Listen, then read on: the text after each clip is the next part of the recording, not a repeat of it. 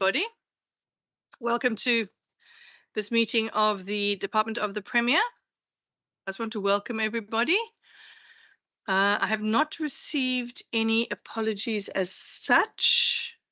I know some of our members are online. I just want to welcome the Premier, the Premier's head of department and the department itself. Before we start, I think just for the record, if we can all just introduce ourselves so that we are on the record, and then we can kick off. So I am Benedicta van Minnen. I am the chair. Thomas Walters, a member of the committee. Leon van Wyk, a member of the committee. Good afternoon. Good afternoon, Brett Heron, member of the committee. Can I just ask the members who are online to introduce themselves? Good afternoon, Chair. Wendy Kaiser-Philander, committee member. Thank you. Good afternoon, Chairperson. Khalid Sayed, member of the committee. I'm not sure if Member Stevens is online yet. Okay, well, thank you very much. On our agenda today, we've got the briefing by the Department of the Premier on his first quarterly performance. We actually have quite a full agenda, so I think we're going to need to move forward without too much of a delay. So, Premier, if I can hand over to you and to the DG, please. And I don't know if you have any opening remarks you would like to make. Thank you very much, Chair, and to the honourable members. Thank you very much for the opportunity. I think actually in the interests of time, we can go straight into the presentation. But if I have to highlight anything, again, I mean, the only thing that stands out really is obviously the rand-dollar exchange rate and our licensing fees. Again, with Microsoft, it seems to be a regular occurrence at committee level. Yeah, I think otherwise everything seems to be.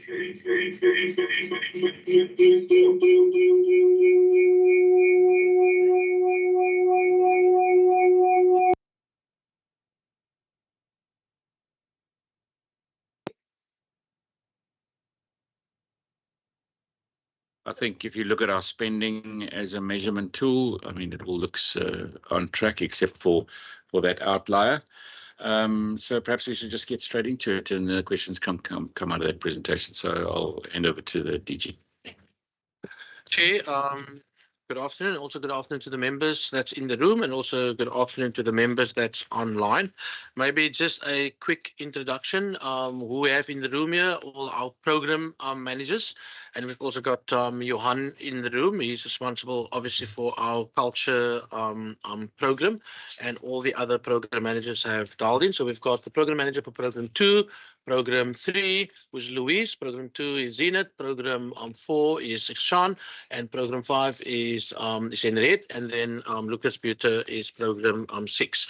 Chair, in the interest of time, I have provided you with a presentation, and as standard, what we've decided in government, and I mean, this goes back obviously to the documentation that we've put on the table when we table the budget, is to provide you with our sort of primary objectives as a government. And if you go into our PSP, because all of this rests on that, our main aim is we want to build a government that people trust, and we will work hard at it as an entire government. And obviously the Department of the Premier leads particularly in that space. So that's ultimately our vision statement as a Western Cape government. That is what we aspire to.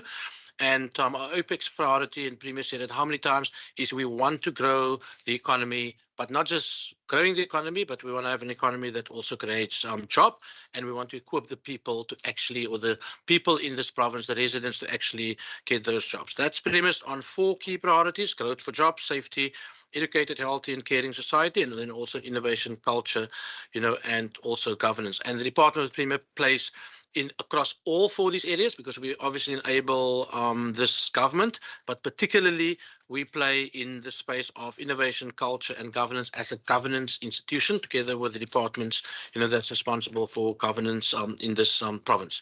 The next slide just deals with our promise statement, and it's based on the principles of 6 values. And we're very proud to say, there's also in our PSP document that we're a government of integrity, excellence and opportunity. We take time to listen, but we respond with honesty. We also create hope and instill dignity because we build safer communities and drive economic growth and jobs. And we do this so that people can live lives they value. And this all goes back to the ultimate promise of building a government that people trust. Slide 3 or slide 4, in my pack, if you look at our own objectives, we've got an impact statement. We've got a vision that's the same as that of the Western Cape government. Our mission is obviously to enable and lead a capable Western Cape government. So we enable the rest of the departments to do what it is that they need to do, but we also enable the residents of this province through some of the programs that we are driving.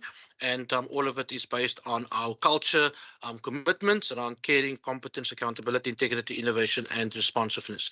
Then, Chair, slide 5 just deals with our role, and particularly, for some of the new members, it sets out our values, our principles, and our priorities. And you can see ultimately it is about guiding, enabling, and directing department. That is the role of the centre of government. And as you're well aware, the centre holds everything together. And we believe if you have a strong centre of government, you'll enable the rest of government to actually do what it is that they need to do. So we enable and we direct and we also guide.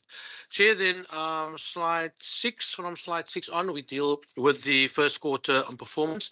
And as you're well aware, this is the general trend in the first quarter. The first quarter runs from April to the end of June. Slide 7 gives you a snapshot of our expenditure levels. You can see that we've spent, in terms of our budget is just over 2 billion. We've spent about 33% of that, and you will ask, why? Because the notional spending of about a quarter of the year that has passed around 25%, but it's primarily the point that the Premier made within the program called Centre for Innovation. And you can see that is a substantial part of our budget, about 1.3 billion. We've already spent about 40%, of our budget, primarily relating to, Microsoft license, because that's a big chunk of the budget that we spent on compensation of employees, just below 24%. That's a general norm, because obviously the increase in staff kicks in a little bit later. Goods and services about 40%. A lot of that is based on the spending within CCI program 4, and then within tranche and subsidies around 22%. For now, Chair, I've got nothing to worry about as the accounting officer. We've got an institutionalized system. We meet quite regularly as an executive committee in the department. We discuss our financial performance as well as our non-financial performance. And at this point in time, we don't have major issues to worry about, and we will be able to manage our finances given where we find ourselves. So slide 8 just deals, with what I've said previously, and the performance is consistent with the in-quarter and month-to-month tracking, that we observe across the province, but also in terms of sort of the past expenditure levels and what we do in this department. As I said, there are no major issues. On the performance indicator side, across the 6 programs, we have achieved 81% of our targets. There are 3 programs where there's been marginal underachievement, and I'll touch on 1 or 2 of those things already. And many of these things, Chair, have actually already been delivered, because we're sitting in August at the moment. But obviously, given the commitment, to deliver these things at the end of June, that's our reported performance. So if you look at slide number 11, slide 10 just highlights the deviations from the planned performance. Slide 11 deals with program 1. There are basically 2 targets there, that we're going to deliver particularly in this quarter. The one basically deals with the communication environment, and then the second one deals with our record of delivery. What we've decided as a government, we're not going to wait for 5 years to actually publish an end of term review, because then when the next government comes in, that old end of term review is basically old and nobody looks at it. We want to actually keep ourselves accountable on an annual basis, and therefore we've decided that on an annual basis we will put together a record of delivery. And in fact, Chair, the plan is by the end of this month you will actually see a formal publication called the Record of Delivery of this government for the past year. It only cover the Department of Premier, but it actually covers the entire government, each of the 13 departments. It looks back, but key, it also looks forward. So there's a section that reflects on our performance, but then you will see in the document there's also a section that reflects on the commitments that we're making, for the year ahead up until 2026. That document is close to finalization. We've discussed it extensively at the recent cabinet breakaway, and that's why we've decided let's rather, put it together, discuss it at cabinet breakaway, which happened on last week, and that document is basically ready to go to print. And therefore, the commitment is by the end of August. That document will be in a printed version, and that's why you would see that the delivery will take place in quarter number 2. Then, Chair, program 2 has got no issues. Program 3, there are also actually 3 targets in program 3. Most of the targets in program 3 deals with the analytics. It's about people management. It is about how we deal with our people. It's stuff that that Louise run, and you'll see, Chair, for the first quarter. Given that the first quarter is generally your planning quarter in terms of what you want to do, most of those targets will be achieved within quarter number 2. You can see that the planned targets were only around 10% because that allows for sort of an initial activation of some of the work that we need to do. So the percentage plan on people analytics, our project plans completed, some of the initiatives around the people management framework, all of those things will be delivered within in quarter 2, so by the end of September, and then also some of our policy renewal programs that we are running. You will see some traction, happening in quarter 2 as well as in quarter 4. So I'm not concerned about program 3 at all, because most of these things actually have already been put in place. It's just that the final document will be delivered within quarter 2, and you'll see a lot of movement, particularly in program 3 within quarter 2 as well as in quarter 4. Then, Chair, if you look at slide 15, that deals with programs 5 and program 6. So program 6 legal services and program 5 is corporate assurance. So firstly, program 5 deals with internal audit and risk management, but this one is particularly relating to internal audit. You can see, Chair, that we've actually completed 11 reports. But what we wanted to do is we actually wanted to do audits where those report tells us about what is the impact of our services on residents. Because it's not just about the governance and compliance matters. It's not only about how do we respond to DPSA and all the issues that relates to government, but has our services actually been felt within or by the residents? So we want to shift our approach, to become residents focused. And in fact, we've completed about 3.5% of our target. So the target are monitored by the SMS member that's in red, or the program manager rather, and there's no issue. We will definitely make up. Then in legal services, we had 21 planned legal training interventions. In fact, these interventions are actually demand driven. And in fact, we've delivered 19 because there were some cancellations of the schedule session. So you schedule 25 sessions, with people, or let's call it 25 people indicated that they're going to attend a session. But then, for various reasons, sometimes people cannot make it, or some maybe emergencies happen. So 19 out of the 21 sessions we could do. But again, we are confident that the annual target will be met, and there's no issue or no concern. So in conclusion, Chair, overall, our department spent about 33%. We've achieved 81%. I've got no risk currently in the system. I think just from a accountability perspective, just to also indicate to you again that as a management team, we talk about the issues. We look about, we look at our own department, look at the issues around risk.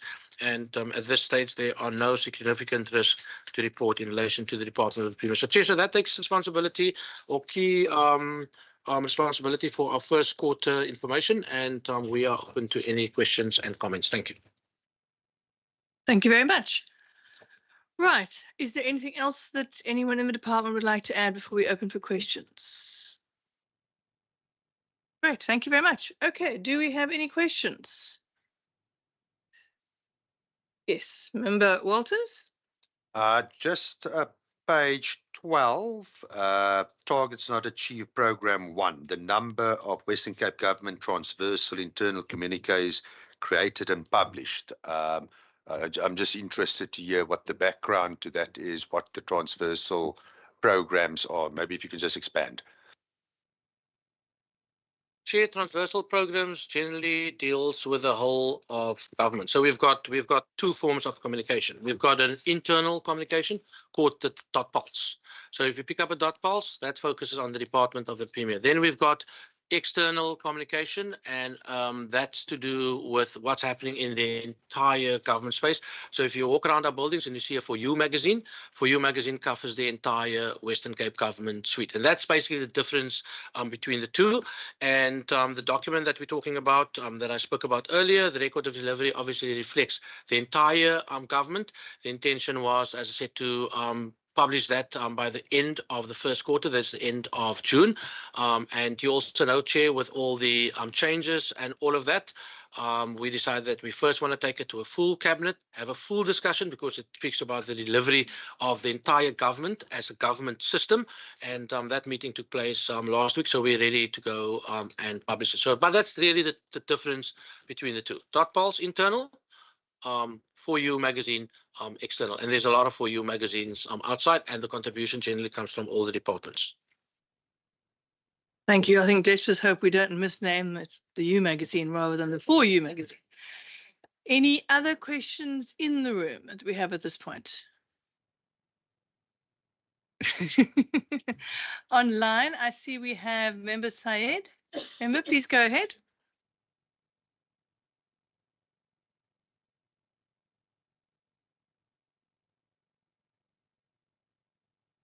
Thank you, Chair. I was just getting to my unmute icon. Thank you very much, Chair, and my greetings to the Premier again and to the team.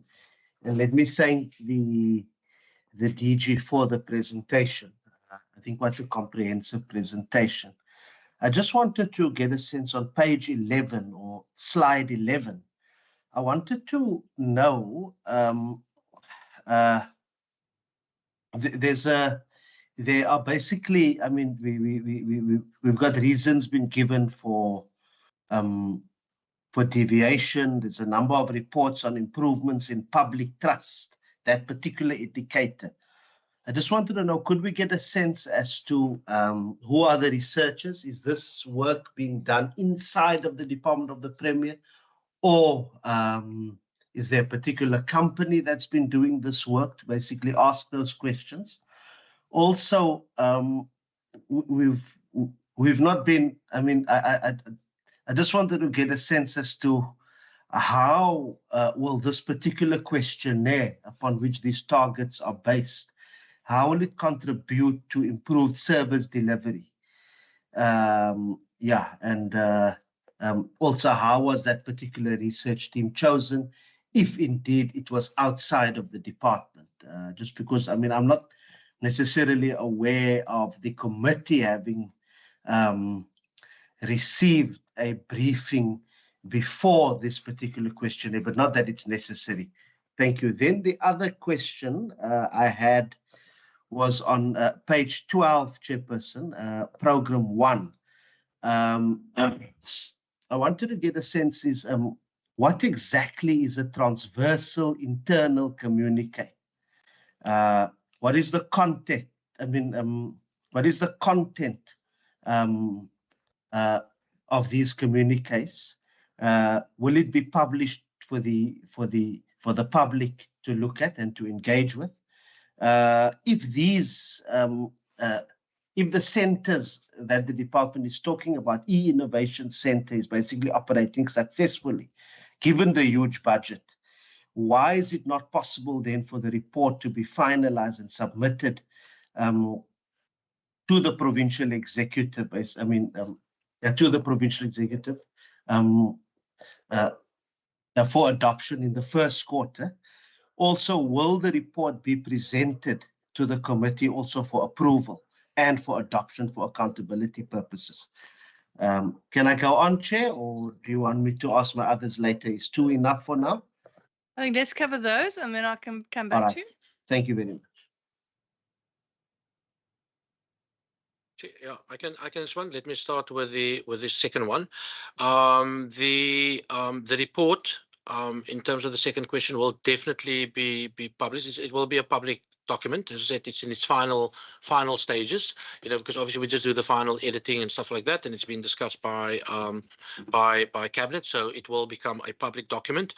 All our external communications are publicly available, so you can get our For You magazine anyway, from the foyer In fact, I must actually check. I think it's also available on our website and stuff like that. You can pick it up at any of our service delivery site, and it's available in e-version as well as in hard copy version. And what is nice about the transversal internal communication, it actually covers the work that that we do. And what is also, I think, nice that it also links to our values and our culture that we're driving in the institution. So it covers stories, of even citizens. It covers stories of our own staff. It's got pictures of our own staff, particularly around where people are doing good work and where people can go out and tell their story. Because what we actually see is that work that happens in one department suddenly become available to the entire close to 90,000 people that we are serving. And many of our staff, because their pictures are in these books, they take it home, they share it and stuff like that. So it's a good storytelling magazine, but it also talk about our responsibility as government to do so. So there's no issue. That document will be made public. Our record of delivery also, it's also a document that we will make public, because public can engage on it. If the committee, will send it to the chairperson of the committee. If you wishes to call us to want to engage on it, although it covers the entire government, it will also provide the basis for the other committees to actually engage their departments on an individual basis, because the record of delivery covers every department, but then it links it back to the four key priorities that we're doing, that's reflected in our PSP document. So from where I'm sitting, it's maybe a good opportunity for each of the committees. You can even take a resolution like that to actually engage on the record of delivery for the last year. What you will also see, Chair, what the record of delivery does, it's almost a precursor to the annual report of a department, because it covers the period up until May, June this year. And it also gives you a sense of what is it that we promised, in our promise statement and in our PSP documentation, and what is it that we've delivered on. But more importantly, what is it that we promised up until 2026, and you can use it as an accountability instrument even within your quarterly engagement process. Chair, the issue is really that given the fact that that document covers all the departments, and my department is the department that coordinates the thing. I didn't just want to go and publish the document without proper consultation, firstly at PTM level, and also proper consultation at the level of cabinet. So the document was basically done complete, and the only part that was outstanding by the end of June was the consultation process. And as a county officer, I said it would be responsible to publish a document, and either the AO of another department or the minister of another department doesn't know what is in this document and suddenly must account, for something that's in a document that they would say that we pull together as a department. That's why I said, at the next session between PTM and cabinet, and that's generally our board's session, let's take the document there, put time aside, talk about it, and then obviously get some inputs into it. And that's the main reason, why we're going to deliver it in Q2. And that's why I said I'm not concerned in terms of the overall delivery for the entire year. So that's what sits in that space. On the first question, Chair, in relation to public trust, the research has been done by an external company. That company is appointed. Remember, Ogilvy is doing, so comms company out there. So they've appointed independent researchers to do this work.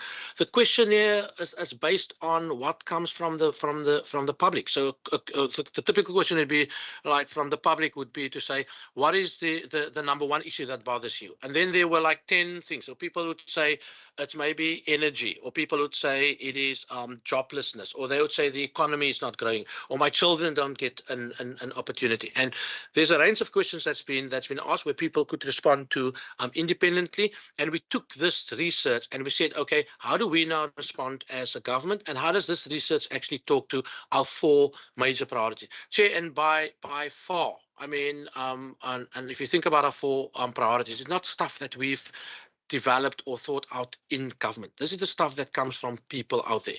So the number one thing that people will tell you is to say, there's not enough job opportunities. The economy is not growing. We want better services in whether it's education or health or whatever. And we use that information to frame our four key priority areas. So I can put it here that it's independently done. It's not influenced by anyone in government or any politician currently in government. It's not influenced by cabinet. In fact, we used the outcome and we presented it to cabinet, and we also did an alignment between that and what we've got in our PSP document. And there's good alignment. And in fact, if we could deliver on those things, because that's ultimately why we do these things, I think it would make a fundamental change in the way that people look at what government is doing. Because ultimately, and it goes back to the indicator. And if you read the indicator and you link it back to our number one, not even our number one priority, but also to the vision statement of this government, we want to build a government that people trust, and that people will trust you to do what you are employed to do, and you must have the ability and the capability to do. So all these things are coming together, and it's informed by the residents in this province. Thank you very much.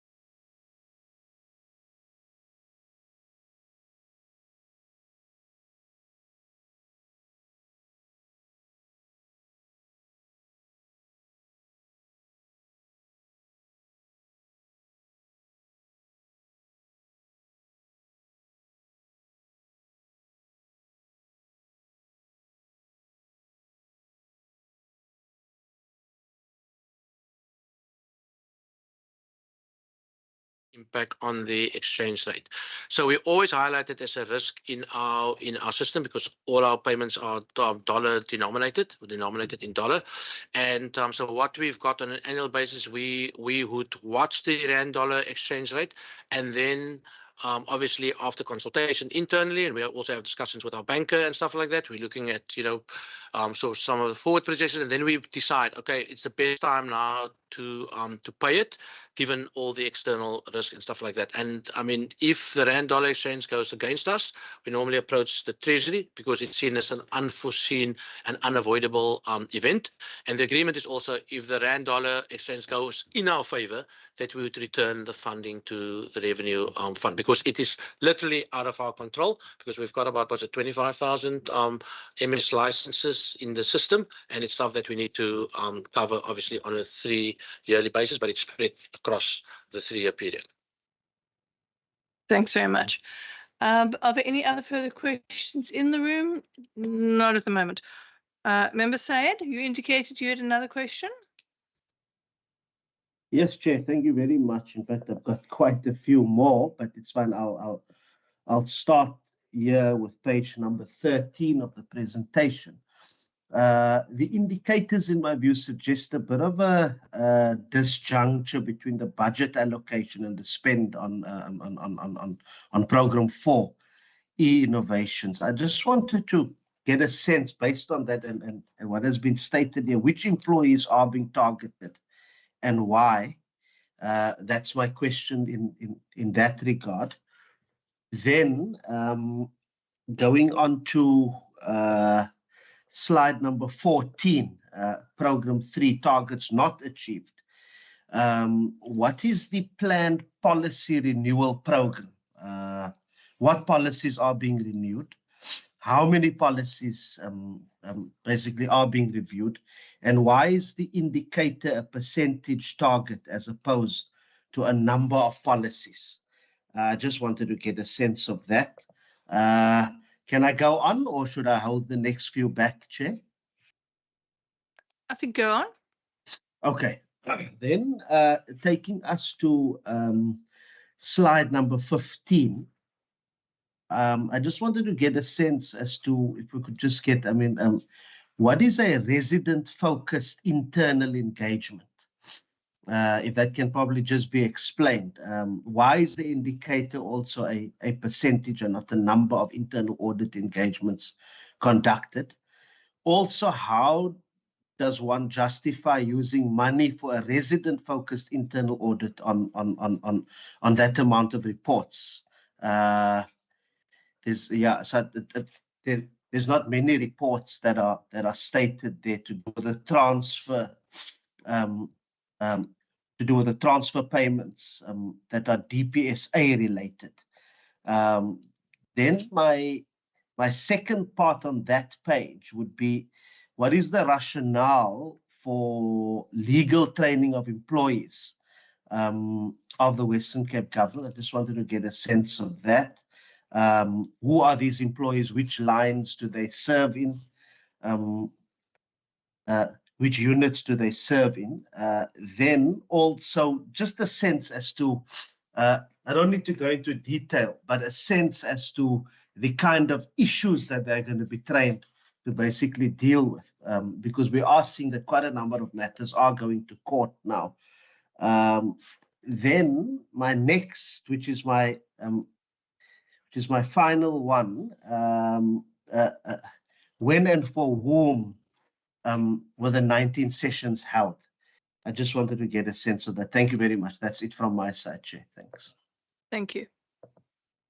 Chair, I'm going to ask maybe from the back, maybe Lucas go first on slide 15 around the legal training, then just how the people are sitting in the row, Chair, and then Henriette on the issue around internal audit, and then Louise will respond on the issue around the policy renewals. And then, Chair, just generally, when you look at this stuff, one can have a debate around whether it must be percentage of something or whether it must be number of something. And I don't know whether maybe Zenith can just weigh in on that, because it's a way that you put your indicators and stuff together. The issue is about whether you can measure something and whether your indicator is smart. It must not be specific, it must be measurable, it must be achievable, and then obviously you must be able to say some form of tool to measure that those things actually has got the necessary impact. And at the moment there's a lot of debates in the system on this, and that is why even internally we are talking about our indicators that should be more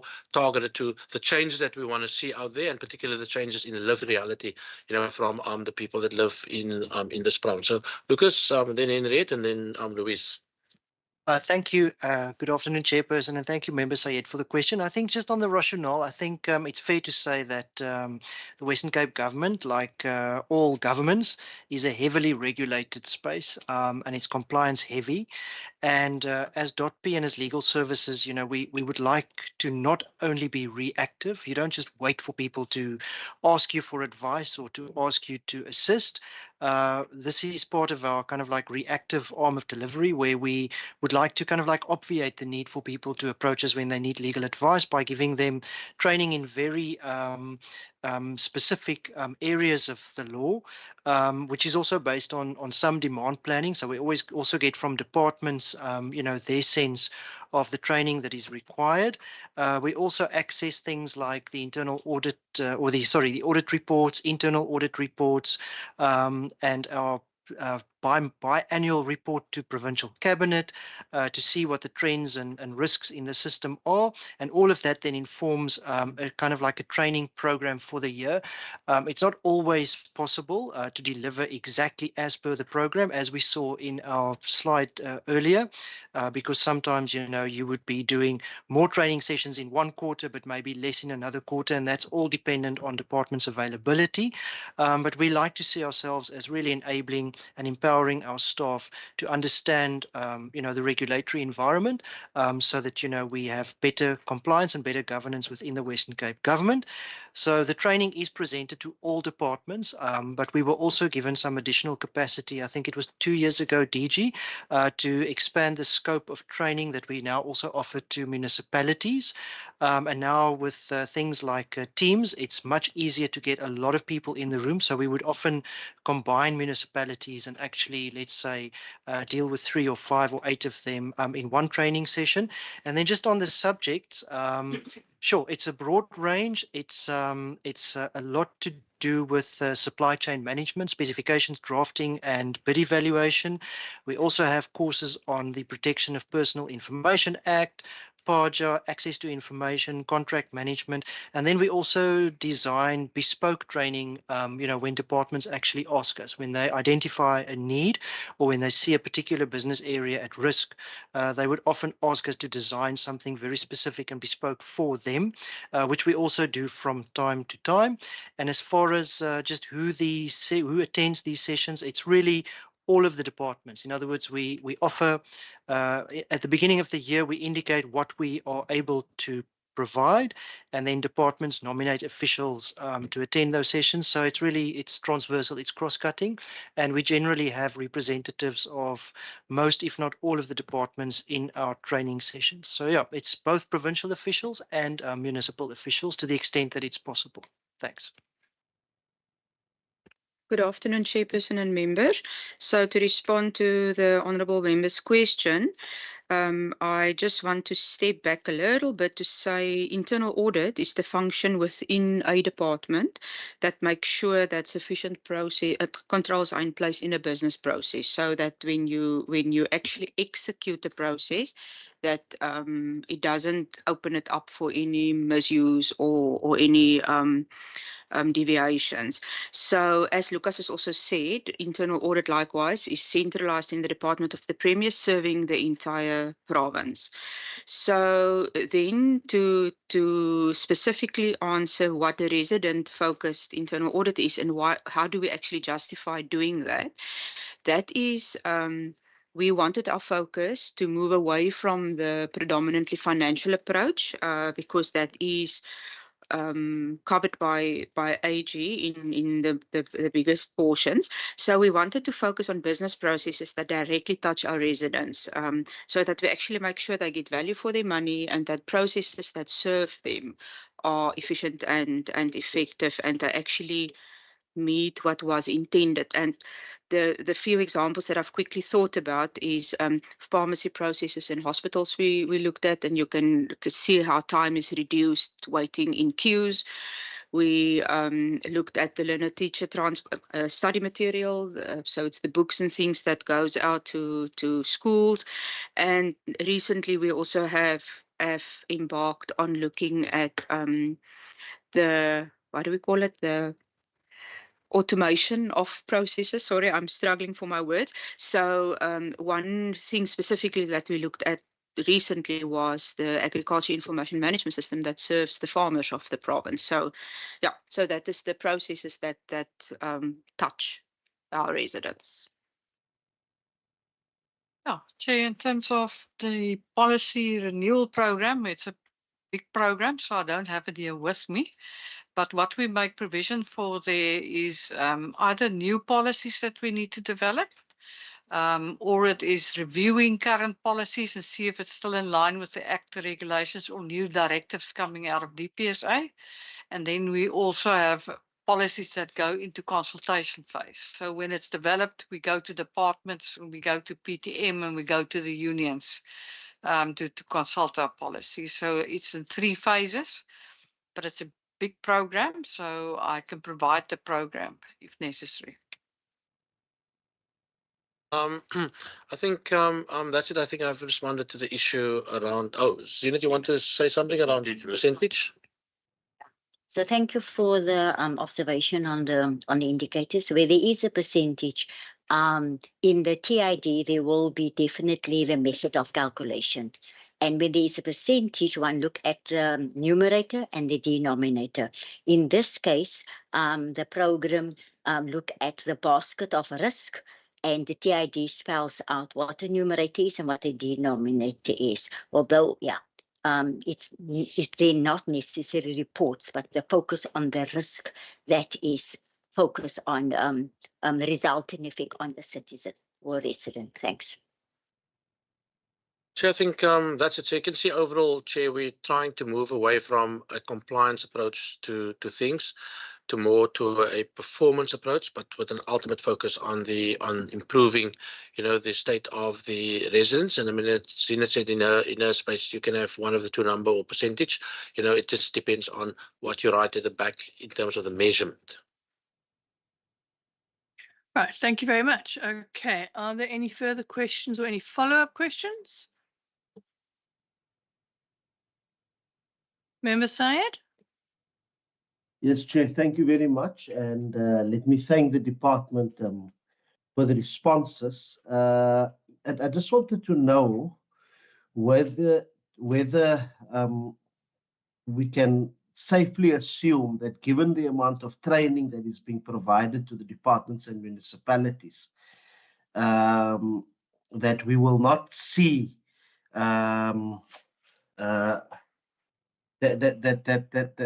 that we'll see an improvement, particularly in our municipalities. And I don't want to mention some of them here, but I just wanted to get that sense, given this type of training that is, I mean, what's the forecast with regard to some of the improvement, particularly service delivery improvement on the part of municipalities and departments. Particularly when I talk about departments, I'm speaking specifically around human settlements, infrastructure, and issues around housing delivery. Thank you. Anybody want to take a stab at that? Honestly, it's fine. I mean, we're trying to be proactive. I think Lucas indicated that we're trying to be proactive. The training provided by the legal component, sits in the domain of the legal stuff. What we also do in the department, I mean, if you talk about the delivery issues, that is where Zenith and her team and the policy team comes in, because that's where we track performance. When you talk about governance areas, that is where Henriette and her team comes in, because that is where they deal with the corporate assurance, corporate governance environment. And then obviously we rely quite heavily on the provincial treasury that will deal with the financial stuff. So training, Chair, and support, lead and enable, that's a key thing that we actually deliver, actually sets you up for improved delivery. And sometimes things go wrong in the system. I mean, you can ask Premier. I mean, we've been very active over the last 2 months with the Auditor General, and sometimes things creep in. But when things creep in, you can't just sit there and do nothing. We go in there and we fix it, and we make sure that, it's better the next year. So whether there are delivery issues, let's say in human settlements and in some of the other departments on the performance stuff, I mean, Zenith knows we will move in there and try and help and assist them with many of these things, because that is our role. And we cannot give the assurance that things cannot go wrong. And sometimes different things go wrong in different years. But the one thing I can say is that as this department, we are very proactive, and our commitment is always, when things go wrong or people make mistakes, it's not the end of the world. We go in and we fix it, and we make sure it's better the next year. Thanks very much, Premier. Thank you, Chair. And of course, thanks to the Honourable Said for the question. I mean, obviously, we're much more able to give a concrete response and respond to departments in our government. But he also spoke about service delivery to via local governments and local authorities. And I mean, I don't know exactly the detail of who in the local governments are involved in that training, but you need to have a receptive local government as well. So whether it's in the legal space or whatever space it is in trying to enable better services. But then if we come back to the previous question on customer satisfaction surveys, and understanding, through the questionnaires that go out to the citizens. I mean, those citizens, wherever they are in the province, are within a municipality. So we will share that detail with that municipality, and then we're going to find ways and say, okay, well, let's put a training course together. I mean, we've got Cromaria, which is really starting to put more and more topics on the table for training. And I mean, it can even work the other way around. I mean, we would be responsive to a local authority saying, we've got this issue and we're back to get services increased or improved. How can we work together on it? Yeah, I think that would then be it. I think we've exhausted all the questions. Are there any closing remarks from the department, the Premier? Anybody would like to make? I'll just say thank you very much. I must say thank you to the team. Thanks for being here. And, obviously these, we'll be back at the next quarter, and we'll get that document to you as soon as it's ready. I think it is actually pretty much ready. So in the next couple of days, you'll get that document, the yearly report now. Fantastic. So I see there is a hand from Member Syed. Or is that a legacy hand?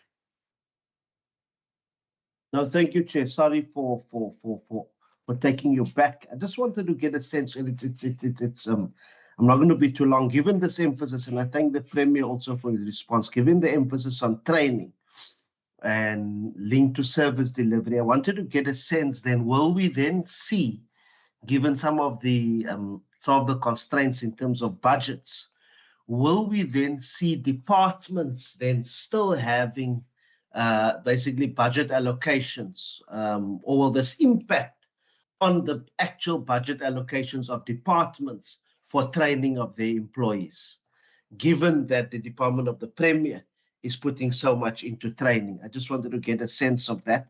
Then also, does the amount of training provided to the employees at the provincial and municipal level, and this is maybe a deeper systemic question for us to look at further and just to think of, does it not then imply a possible deeper systemic problem around the appointment of officials and employees with the relevant skills at the very onset? I'm just putting it out there. It's not necessarily that it's a given, but I think possibly just something to also think about. Thank you. I'm going to ask maybe Louise is closing to say something, because we've got a provincial training institute, and I mean the training that Lucas spoke about is in the legal space, but across this system there's training happening, and the Provincial Training Institute sits in this department as part of Program 3, and we provide training to Western Cape government employees, plus in limited cases the municipalities. There's also a big portion of training that sits in the department that is externally focused, because it's about development, capacitation. And even if you appoint somebody in the system that is able to do the job that they need to do, our job is also to develop a capable and a capacitated state. It doesn't matter if you're a junior in government or whether you're a senior, you always need that development and exposure to make sure that you stay on the cutting edge of things. And in fact, Chair, I mean, as part of your program, I would really like this committee to actually, maybe even your next session attend it, and we can invite you to our PTI, where you can see the work that we've done, particularly over the last year. And the plans that we've got afoot is actually now to redo our entire lecture rooms. We actually want to create a kind of a school of governance, if I can call it that. So it's a finance component, which includes supply chain and all this stuff, together with legal, internal audit, risk management, and all of that, to have a dedicated focus. We're also working quite closely now with education and health, because remember, they've got the nursing colleges. That's also a training component of this government. And then you've got your teachers colleges that also provides training, internally to staff. And those things are needed. If people are not trained, then you will lose your sharpness. And I think this government is where it is, because we've got capable staff. We expose them to different initiatives, and it includes even attending, conferences and all that stuff. And you remain at the top of your game. And that is what we want to do as government, because we work towards a goal. So I don't know, Louise, if you want to say something, because I know you're very passionate about PTI. Yes, I am. But these new programs that we're currently putting in place in terms of training, so it's new methodologies coming forward like PDIA, design thinking, lean management, all of that coming through now in PTI. But there's also leadership development that's happening. Right through from your lowest levels of leaders up through the organization that's taking place. And as I said, the governance school that the DG talks about is our next phase that we want to put in place. So there's lots of development, infrastructure development. We've completed the below the ground. So all the pipes, electricity, all of that was redone. There's even a little fire station. So if something happens there, it's there. The admin building was redone completely, which you can come and have a look at. We're now at our lecture rooms, and the step after that's the guest houses. The guest house. Chair, maybe just finally what we've done in addition to that, because you know where Kromeria sits in the middle of, I almost call it middle of nowhere on the farms. We even have an e-center that we've put up at Kromeria that's linking into the pipe that comes in, the 1 gigabyte pipe, and the communities, the farming communities close to Kromeria, they can go there. In addition to that, we've also created some rooms there where people can actually come and study, you know, particularly kids that stays on those farms, and they've got access to the internet and, you know, and all potential study materials. So it's not just PTI for government, but it's also PTI for the people that stays in the immediate surrounding. And I would really like, you know, this committee to pay a visit, you know, to one of our institutions, so we can show you PTI, the students, and we can show you an e-center, you know, at one visit. So the kids used to. Sounds like we need to come to Korea. Okay, I see now we have Member Walters. Yeah, Chair, response isn't necessary. I would support such a proposal at some stage that we go there. The concept of a school, I was going to ask, is it similar to the School of Governance, a concept that it's been around for many, many years in South Africa, you know, with all the problems around corruption, cadre deployment. It seems there is a school there, but it's the wrong type of school there in the background. But, you know, jokes aside, the concept of having a worthwhile investment in governmental staff, constantly training them, tying them into a particular culture of transversal thinking. It's been around. I know Gibbs at one stage years ago, I did my MBA, that it was very current at the time. And it would be very interesting to see to what extent the Western Cape is call it a pioneer in putting something like that together. And I suspect it can also get legs, you know, in terms of connections with business schools and connections with not just that vocational training. There's a lot of opportunities and goodwill, from what I recall, in making this kind of thing work. Investing people and the rest, that's your most precious asset.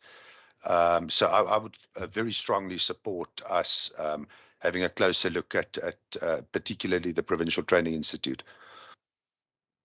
Just finally, obviously, we also link all of this to our culture journey. Never forget that, because ultimately it is about the citizens.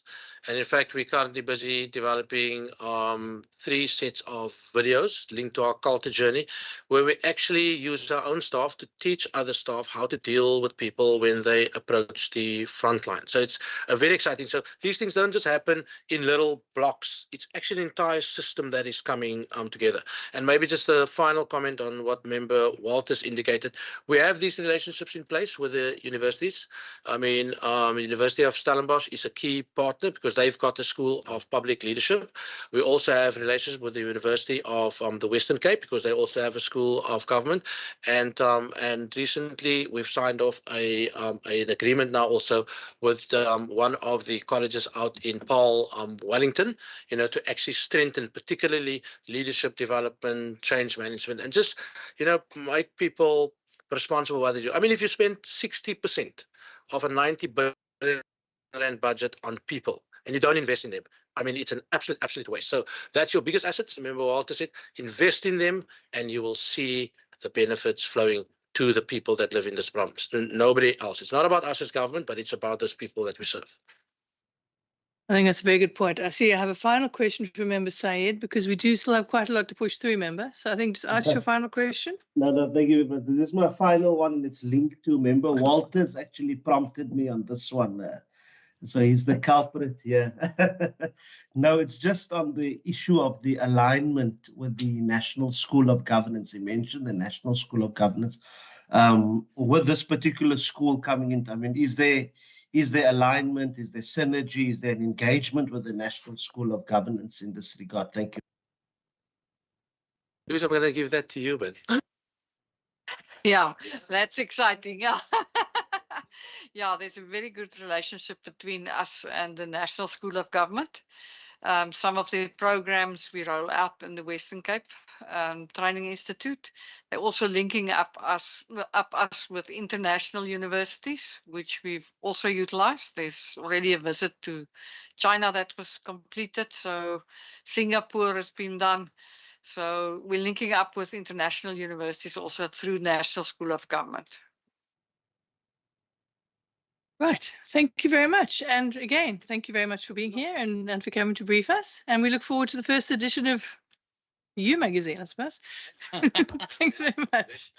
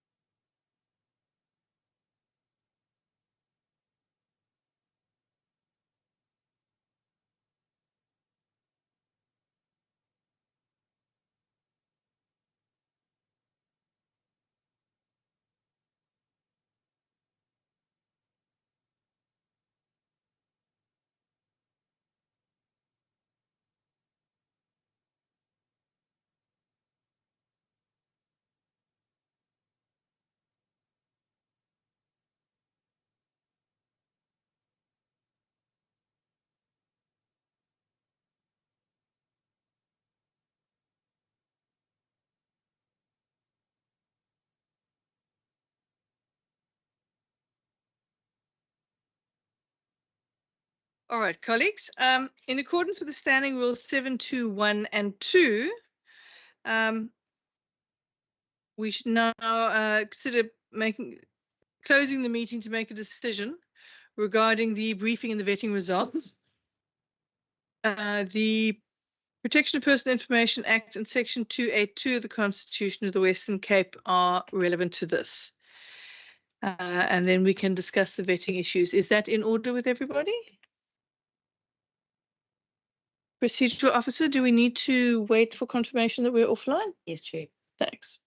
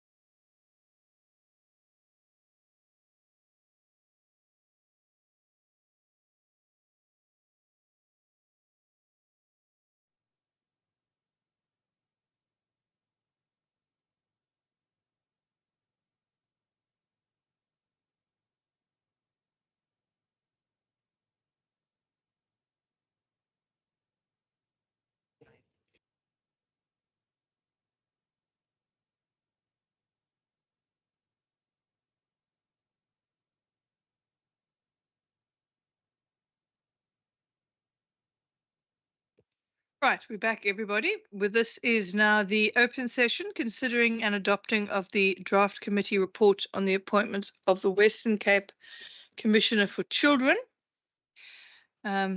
Procedure officer, if you could please table the report. You can just give a background of like what you guys did now in the closed session. So what we have done now, obviously, as it will be contained in the report, is it talks about the process that we have been through, the original advertising, and then the applicants. I think there were originally 61 applicants, how we then determined on the shortlist for interviews. We then talk about the process of the interview. There we have the, let's just scroll down. There we have the nomination process, the key dates and actions, the finalizing criteria and the scoring system, the shortlisted candidates who we interviewed. And the committee will remember that the interview, we also had the input of the two children's child monitors who made 10-minute non-binding submissions. The process was quite tightly controlled in terms of the legislation. We then had the interview process, which we lay out there. And of course, that process was open. It was screened on YouTube and was observed by the public. Then after that, we obviously had to do the vetting. In the closed session, we just discussed the final results of that vetting, which for various legislative reasons have to be in a closed session. And then we had the deliberations and the recommendation. And there's the conclusion. So the recommendation, in terms of Section 212E of the Western Cape Commissioner for Children Act 2019, the committee recommends the name of Sarah Helena Roberts as the Western Cape Commissioner for Children. This is forwarded to the Premier, and the Premier must appoint the candidate within 21 days or refer the matter back to Parliament. So that is the report, which would go from this committee, then it gets ATC'd, and it goes to the House. Member Walters? I propose adoption, Chair. Thank you. I second the Member Van adoption. Dyk, thank you. Anybody else want to make any input? Is anybody online? Support, Chair. Thank you, Member Kaiser Philander. Okay, there we go. Thank you very much. And thank you to everybody involved with that, including the staff. I know it was a thorough process, and I really want to thank everybody involved. It's greatly appreciated. And hopefully we can look forward to a good few years ahead of us. Right, the next issue we need to discuss is the way forward for the Public Service Commission Bill, which is B30B of 2023. Sorry, Chair, just before you move on, just in terms of resolutions, we've taken the resolution for that report. But I did raise at a previous meeting on the process that we should document the process that we undertook and some of the weaknesses that we identified.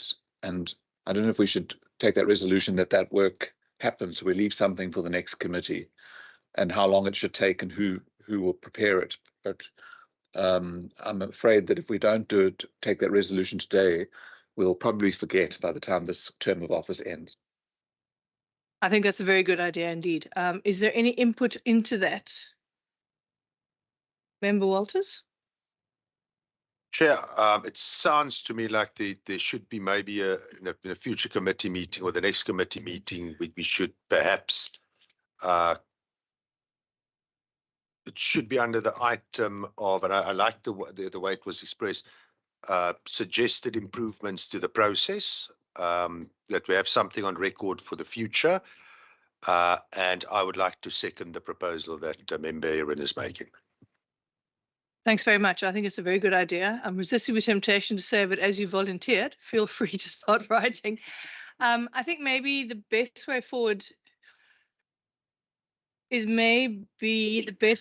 would be for members to jot down notes, and we can put it in as an agenda item at the next meeting, that we can then start collating that, because I think it would be useful.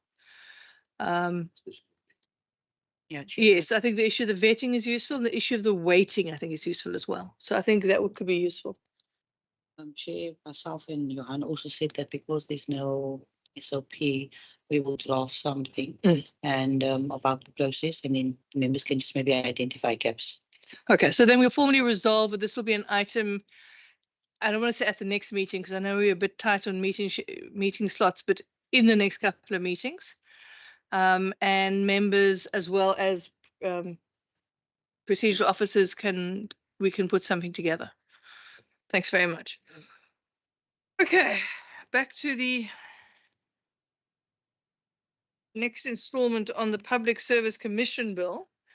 Now, we have previously resolved to call for public submissions on the bill during July 2023, inviting written inputs from interested individuals and organizations. And then depending on the level of interest, we could either schedule a virtual or in-person or combination of public hearings.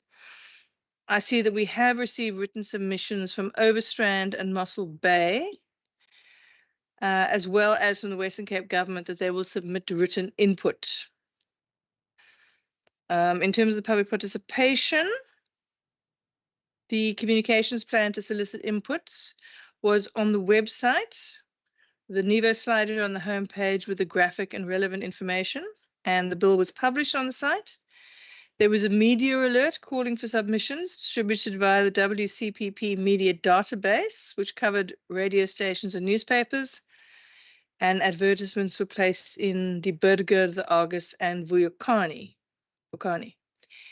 Social media, there's also posted on Western Cape social media platforms and Facebook advertising. And the PEO assisted in amplifying the message to specific stakeholders. The PEO has reported interest from Citrusdal, Berg River, and Velddrif, with a potential attendance of 15 to 20 people from each area if the hearings are held. And these stakeholders were advised to submit written inputs in the interim. We now need to determine whether we are going to proceed with public hearings. If those public hearings are held, whether it's going to be virtual, in-person, or hybrid, the location and the number of the hearings, given that the areas that have indicated interest are the West Coast areas of Citrusdal, Berg River, and Velddrif. The timing is tentatively set for September. And then we need to assess whether the submissions justify public hearings or if written inputs will suffice, and then confirm those dates. Would anybody like to make any suggestions on that? Don't all rush. Member Walters, as somebody who does a lot of work on the West Coast, what is your feeling on this matter?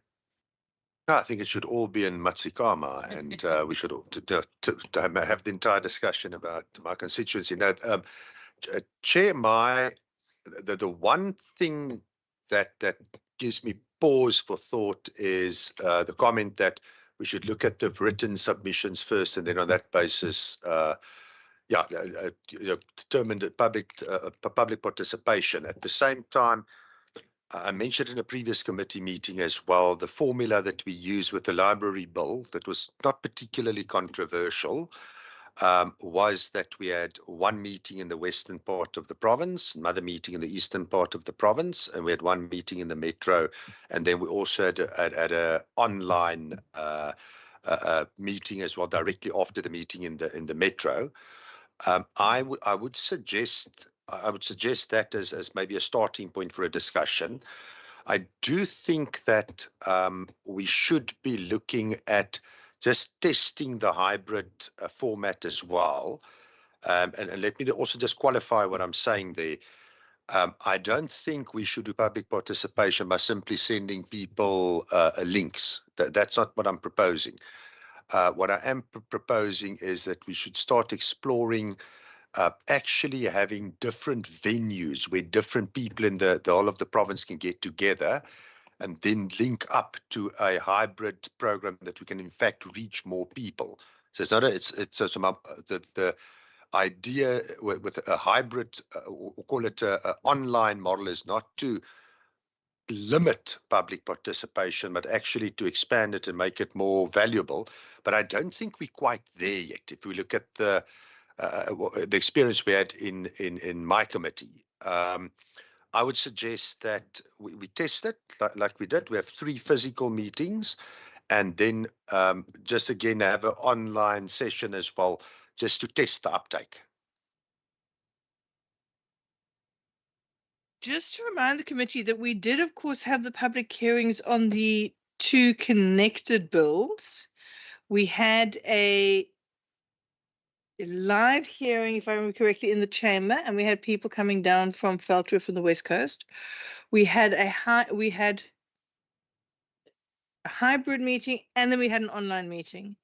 And the last meeting, the 3rd meeting, there weren't any attendees that were new.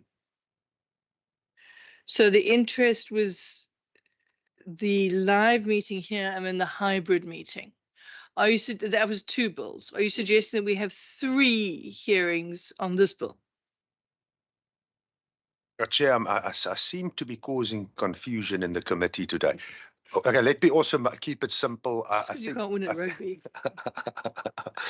I think we should look at a physical meeting, and we should keep testing the hybrid approach.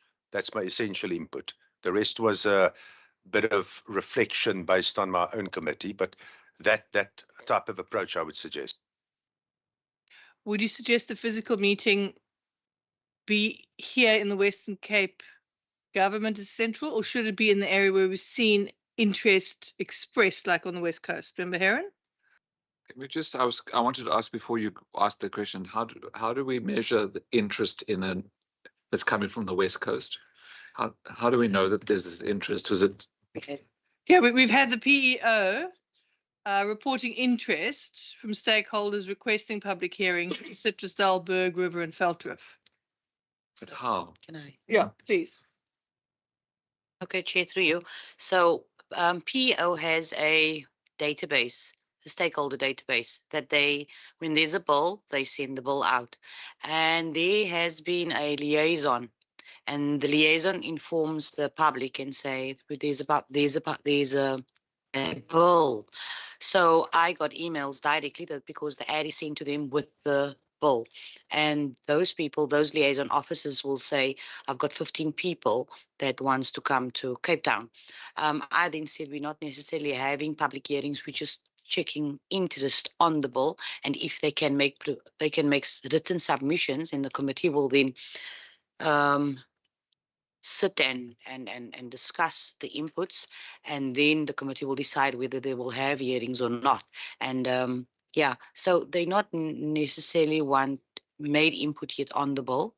And I also let those liaisons know that if they need any clarity on the bill, they should call me, or if they need a presentation, they should let me know. I never got any interest in that, but they did ask, is there any other bills that they can come and come? Very involved people in Veldrif. Yeah, so they just want, yeah.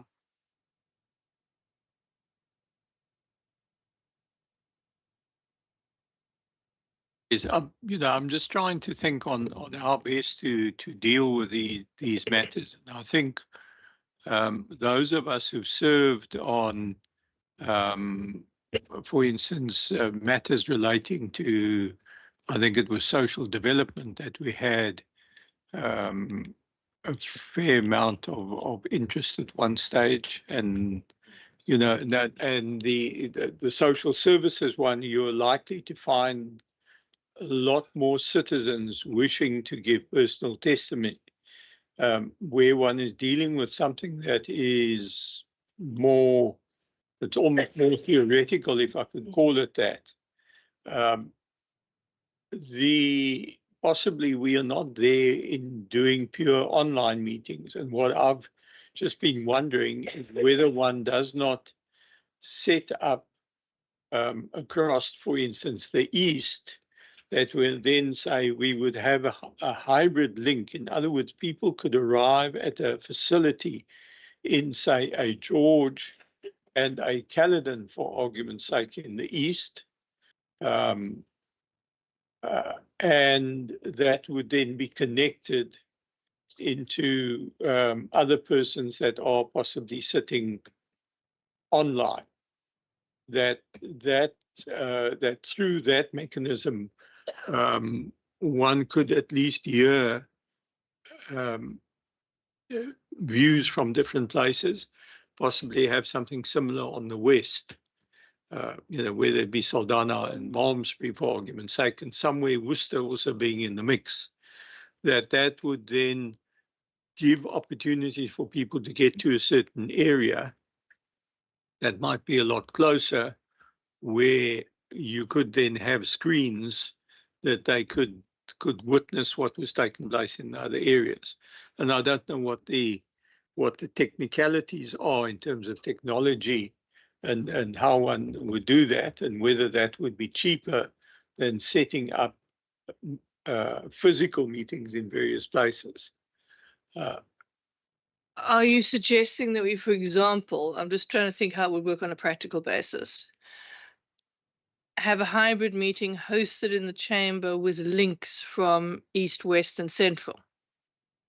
That's what I'm thinking is possibly, Because we do have the e-centers that one could use. Yes. Would that satisfy? And the library. Yeah, I'm a libraries. Would that satisfy the requirements? So people could come to the city if they are overwhelmed with a great desire to comment on the bill, but they're also able to comment in various jurisdictions at e-centers and libraries. yes.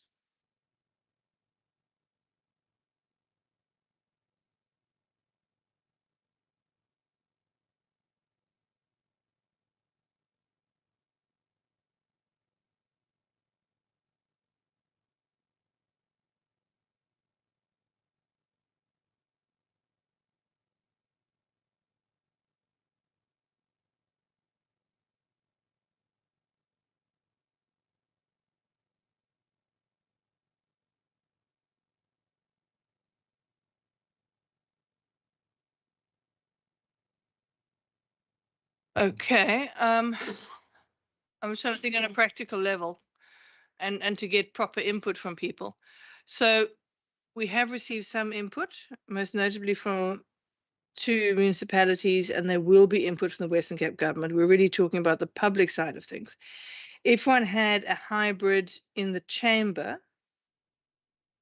could one say if people are from more than 80 kilometers away, they would need to make use of the hybrid links? Would that be acceptable? Hybrid Based at an e-center which is accessible to people. So if you're in Merville, for example, you're able to access in the Merville library. I happen to know that. Would that be an acceptable limitation of transport? Do we think?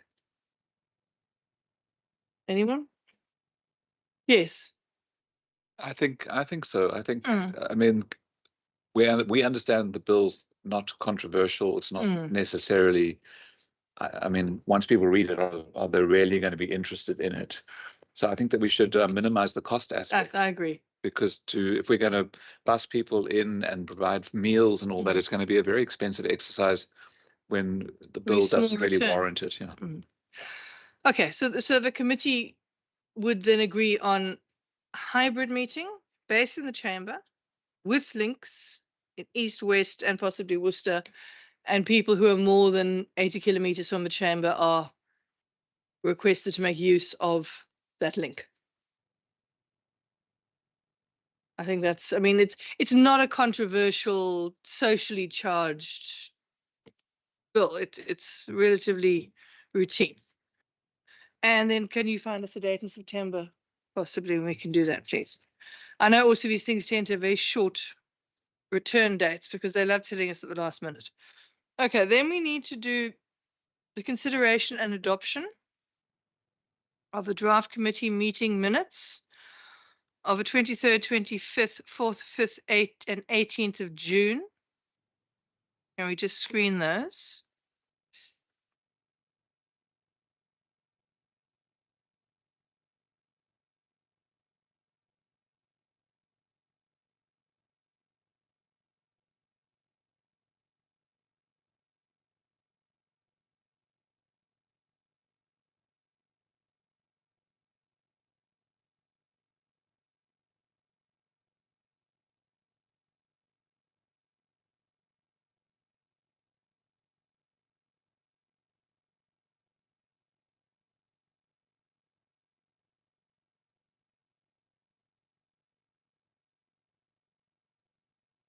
Yeah, so I think that's the meeting that we discussed the outcomes or the way forward on the child commissioner.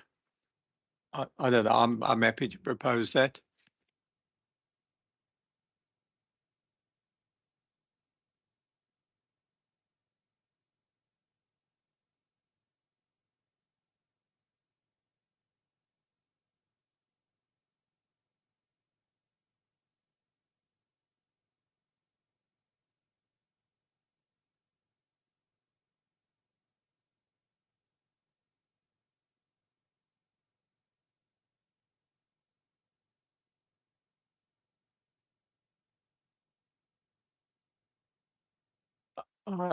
As I recall, Chair, that was the Friday before we were heading into a long weekend, I think, and we did the one meeting after the other, and I think the second and the third meetings we didn't have any no-shows in effect. So I'm happy to propose that.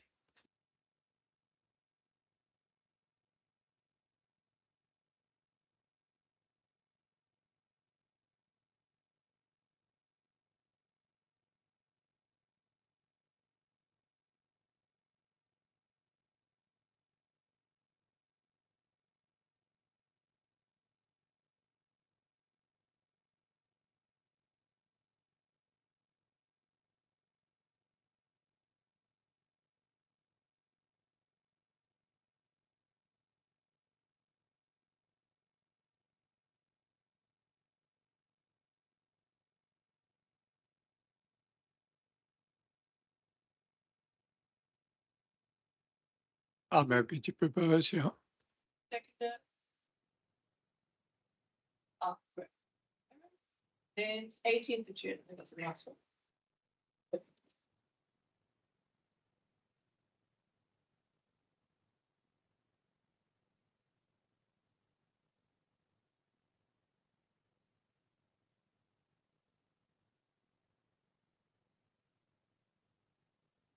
Anybody want to raise anything there or should I propose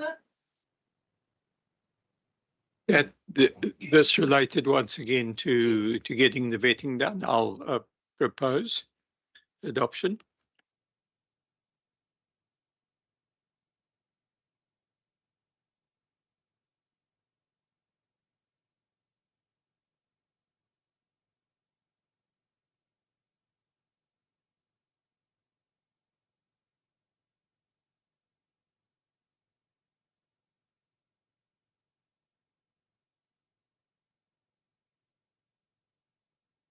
We got a proposer on this one? I recall this was the one where we needed to get our wording technically correct. Yeah, I'll propose. And a seconder.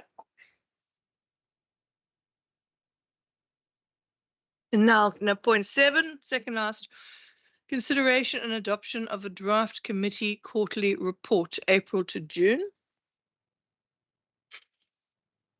Which is presumably what was reported to us today. Okay. Yeah.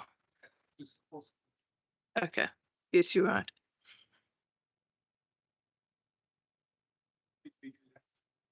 This is April to June. This will be your first quarter of 2025. This is the first quarter of 2025, yeah. For June, July, and August. April, June, and July.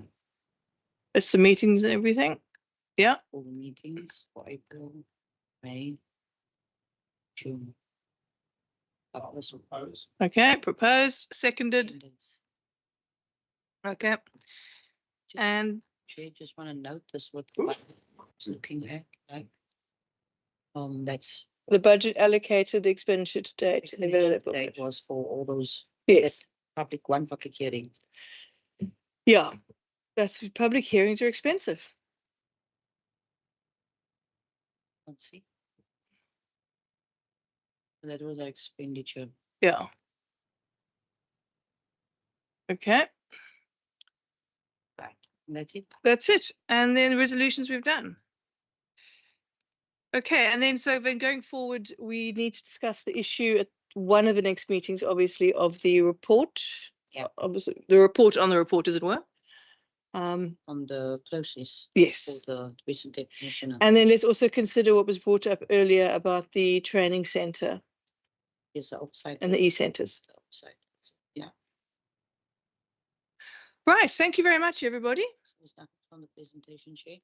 They Is there anything on the presentation you want? No? Okay. That's it. Thank you, everybody. Meeting adjourned. Thank you, Chair.